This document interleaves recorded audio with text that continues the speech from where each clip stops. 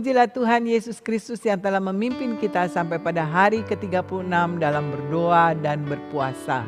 Hal ini merupakan kekuatan tersendiri bagi kita karena terkoneksi dengan Tuhan Yesus dalam persekutuan yang begitu intim. Roh Kudus telah menolong kita untuk tetap taat berdoa dan berpuasa, mana kita dimampukan untuk mengendalikan diri kita. Tentunya jawaban-jawaban dan berkat-berkat rohani akan kita terima sementara kita fokus pada komitmen ini. Tema hari ini adalah doa Yehezkiel.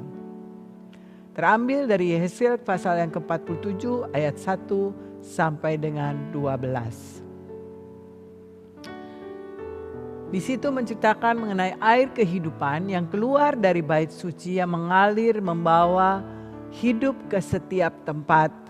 Di dalam 1 Korintus 3 ayat 16 dikatakan di situ bahwa tubuhmu adalah bait suci Allah. Allah berdiam di dalamnya.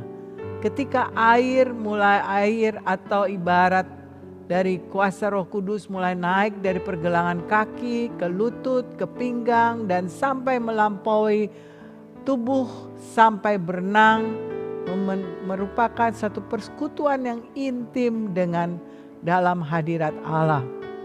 Kesaksian hidup dapat disandingkan dengan perumpamaan di dalam firman Tuhan yang menggambarkan tentang tingkatan pekerjaan Roh Kudus yang tersembunyi di dalam keintiman dengan pribadi Allah. Diibaratkan melalui aliran air yang mengalir di dalam rumah Tuhan atau bait suci atau kehidupan kita. Pergerakan Roh Allah dalam baitnya yang kudus memiliki nilai akhir, yaitu hidup yang berkelimpahan. Ada 4 poin yang dapat diambil dari pengalaman mengenai tingkatan aliran air yang mengalir pada tubuh manusia, yaitu pertama, jangan menjadi puas hanya basah sampai di pergelangan kaki atau mengalami hanya pengalaman yang sedikit dengan Roh Kudus. Jangan puas sampai pada lutut sehingga kita tidak bisa memenangkan jiwa-jiwa yang banyak di sana. Dan harus melihat pada gerakan yang terus mengalirkan aliran-aliran air sampai di pinggang. Karena sampai di pinggang pun kita masih bergerak leluasa dan tubuh masih bisa dapat bergerak sana kemari.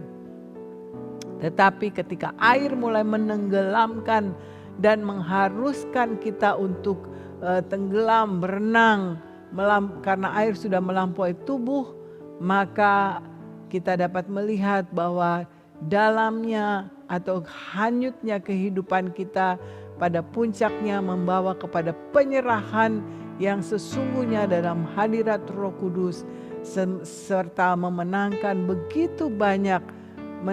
begitu banyak jiwa-jiwa atau ikan-ikan yang beraneka rama yang dapat dibawa bagi kemuliaan Allah.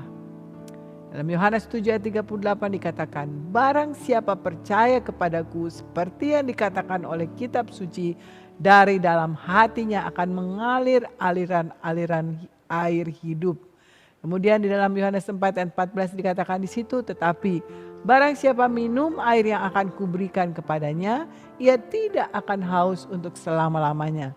Sebaliknya, air yang hidup yang akan kuberikan kepadanya akan menjadi mata air di dalam dirinya yang terus-menerus memancar sampai kepada hidup yang kekal.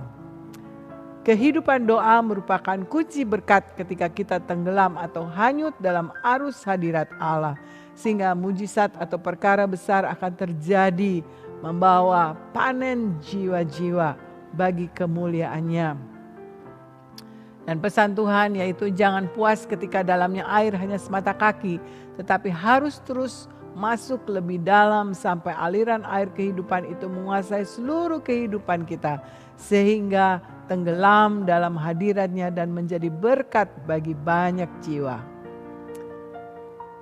Apa yang harus kita doakan? Pokok-pokok doa kita yaitu mendoakan seluruh provinsi Jawa Barat, mendoakan suku Sunda yang ada di dalamnya, mendoakan gereja-gereja perintisan, gereja-gereja yang sedang bertumbuh, gereja-gereja besar di Jawa Barat, mendoakan pemerintah pusat, pemerintah daerah, provinsi tentang kebijakan-kebijakan yang akan diambil mengenai aspek kemerdekaan di dalam beribadah. Berdoa juga untuk oknum-oknum tertentu yang kuat yang selalu menjadi kendala di dalam ibadah. Amin.